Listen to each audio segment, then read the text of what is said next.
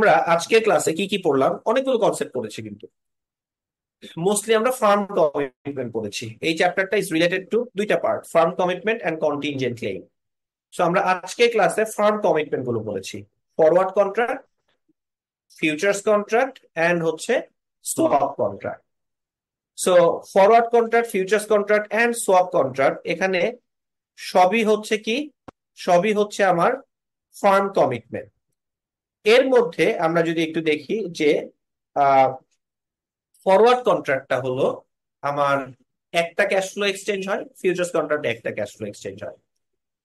Forward কন্ট্রাক্টে আপনার কি, forward কন্ট্রাক্টে একটা ক্যাশ ফ্লো এক্সচেঞ্জ হচ্ছে, কিন্তু সোয়াপ কন্ট্রাক্টে series of cash flow exchange হচ্ছে। সো এই কারণে সোয়াপকে বলা হয় series of forward contract.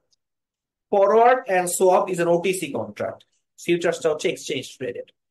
Futures and forward similar in terms of definition, but characteristic গত অনেকগুলো পার্থক্য আছে। Forward contract OTC, futures contract exchange traded. Forward কন্ট্রাক্টে কাউন্টার পার্টি ক্রেডিট রিস্ক আছে, ফিউচার্স কন্ট্রাক্টে কাউন্টার পার্টি ক্রেডিট রিস্ক নাই। Forward কন্ট্রাক্টটা daily trade হয় না, দুইটা পার্টির মধ্যে একদম ফাইনালি সেটেল হয়। ফিউচার্স কন্ট্রাক্ট ডেইলি ট্রেড হয়, ডেইলি সেটেলমেন্ট হয়, ডেইলি মার্ক টু মার্কেট হয় আমরা বলেছি।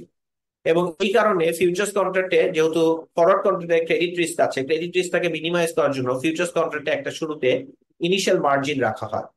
শুরুতে যে ইনিশিয়াল মার্জিনটা রাখা হয়, সেই ইনিশিয়াল মার্জিনটা বোথ পার্টি রাখতে হবে, বায়ারও রাখবে সেলারও রাখবে।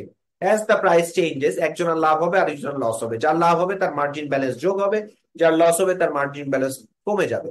এভাবে মার্জিন ব্যালেন্স কমতে কমতে কমতে একটা মেইনটেনেন্স মার্জিন থাকবে। ওই মেইনটেনেন্স মার্জিনের নিচে চলে আসলে, যার ব্যালেন্সটা মেইনটেনেন্স মার্জিনের নিচে চলে আসলো, সে মার্জিন কল পাবে। সে যদি মার্জিন কল পায়, তখন তাকে নতুন করে টাকা আনতে হবে, এমন পরিমাণ টাকা আনতে হবে সো দ্যাট এটা ইনিশিয়াল মার্জিনের সমান হয়। সো যত টাকা আনতে হবে সেটাকে আমরা বলছি ভেরিয়েশন মার্জিন। সে যদি আনতে ব্যর্থ হয়, তাহলে তার কন্ট্রাক্টটা ক্লোজ আউট করে ফেলা হবে। ফিউচার্স কন্ট্রাক্টে এনি পার্টি চাইলে তার কন্ট্রাক্টটা ক্লোজ আউট করতে পারে। এখানে তো ফোর্সফুলি ক্লোজ আউট করা হবে, কারণ সে মার্জিন আনতে ব্যর্থ হয়েছে। আমি যদি চাই আমি আমার কন্ট্রাক্টটা রাখবো না, আমি উইলিংলি আমার কন্ট্রাক্টটা ক্লোজ আউট করতে পারি। কন্ট্রাক্ট ক্লোজ আউট করার জন্য আমাকে কি করতে হবে, আমি যদি লং পজিশনে থাকি, সো লং পজিশনে যে থাকবে সে শর্ট পজিশনে যে ক্লোজ আউট করতে পারে, শর্ট পজিশনে যে থাকবে সে লং পজিশনে যে ক্লোজ আউট করতে পারে।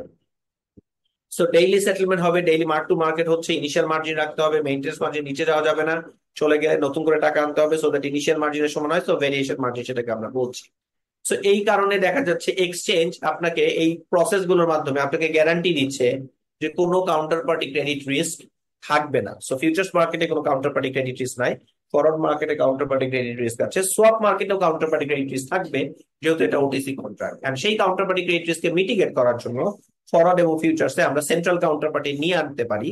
So a financial intermediary can come up with as a central counterparty and take collateral from both parties like exchange এর মতো, and ensures that there will be no counterparty credit risk. কারণ counterparty credit riskটা কিন্তু একটা বড় issue. ধরেন আপনি একটা বড় লাভ হয়ে গেল, সেটা পেলেন না, সো আপনি হেজিং করার জন্য করছিলেন, হেজটা ইফেক্টিভ হবে না, অথবা স্পেকুলেট করেছিলেন, লাভটা পেলেন না।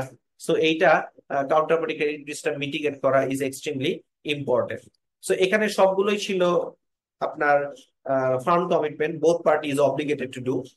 নেক্সট দিন আমরা পড়বো কন্টিনজেন্ট ক্লেম, যার মধ্যে আমরা বলবো অপশন। সেখানে one party has the right to do something, so buy অথবা সেল। সে তার রাইটটাকে এক্সারসাইজ করবে কি করবে না সেটা তার উপরে ডিপেন্ড করবে। সে যদি দেখে তার জন্য ফেভারেবল, সে এক্সারসাইজ করবে।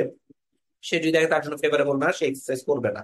আর অপোজিট পার্টির জন্য এটা অব্লিগেশন হবে, যখন যে পার্টি তার, সে যখন এক্সারসাইজ করবে, যার রাইট আছে সে যখন এক্সারসাইজ করবে, অপোজিট পার্টির জন্য এটা অব্লিগেশন হবে। সো এরকম কন্ট্রাক্ট আমরা নেক্সট দিন অপশন করব। সো অপশন হচ্ছে কন্টিনজেন্ট ক্লেম এর মধ্যে পড়ে যায়। অপশনের মধ্যে call option and put option আছে, সেটা পড়বো। এন্ড আরেকটা কন্টিনজেন্ট ক্লেম আছে ক্রেডিট ডিফল্ট সোয়াপ, সেটাও আমরা পড়বো। এন্ড এরপরে forward commitment and contingent claim এর মধ্যে কিছু পার্থক্য আছে, সেটা শেষ করে আমরা নেক্সট ক্লাসটাই